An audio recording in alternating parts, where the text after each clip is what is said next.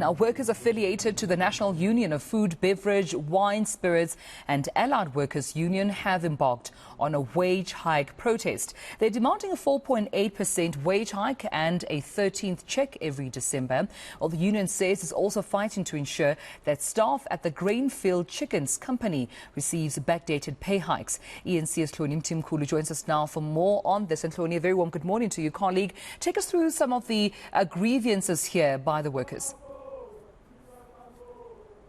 Yeah, Dumelo. So as you said, we are outside the warehouse or the factory of Coca-Cola Beverages South Africa, where the Food and Beverage Union is fighting for that 4.8% wage increase. It's a fight that stretches back to April this year, when that wage negotiation was meant to come into play, but it hasn't yet come into play due to a number of issues that the union is facing with the employer, just in terms of agreeing to terms and conditions. And joining me now to speak a little bit more about that is the General Secretary of the Food and Beverages Union. It's the National Union of Food, Beverage, Wine, Spirits and Allied Workers Union, right? So you said to me that the 4.8% is one thing, but there seems to be other issues at play as well with the employer. Thank you very much. Yes, it would appear so.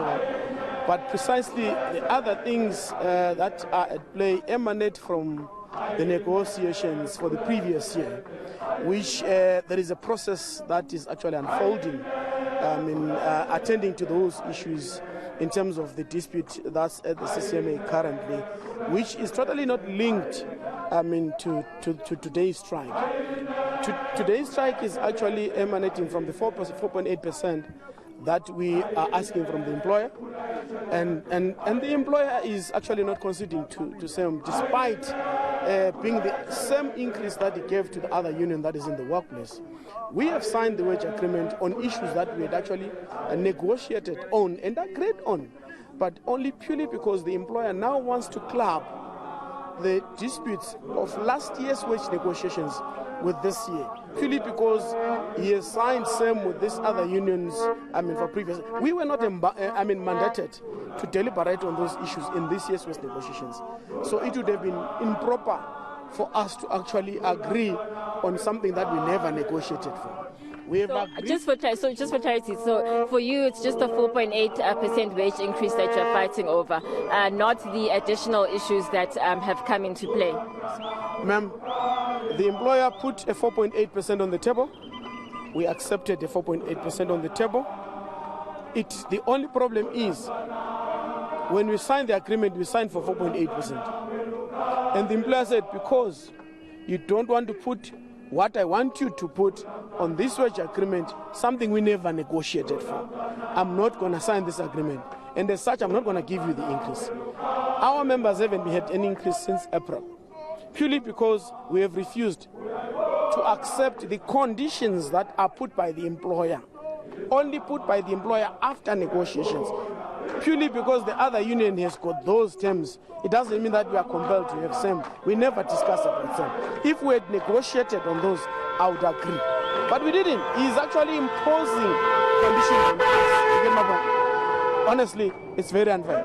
And would you say then that the employer is negotiating in bad faith, first of all? And also, where does this leave things, that for the past 6 months, 5 or 6 months, that you're still stuck on not getting that 4.8% increase? Yes. Up to until now, we haven't been paid that 4.8 that we signed for. We haven't been paid that 4.8 that the employer gave us on condition that because we do not want to sign additional issues that the employer want to put on the agreement. And employees are saying, unfortunately, Mr. Shabang, we cannot agree to that. You cannot sign that. So if they are saying I cannot sign, it's obvious, I will not sign.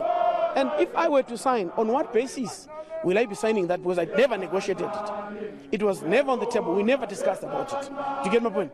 It is just, conditions where employees are compelled specifically to work on a Sunday, specifically to work on continuous night shift, non-stop. Honestly, how will you then, raise a family?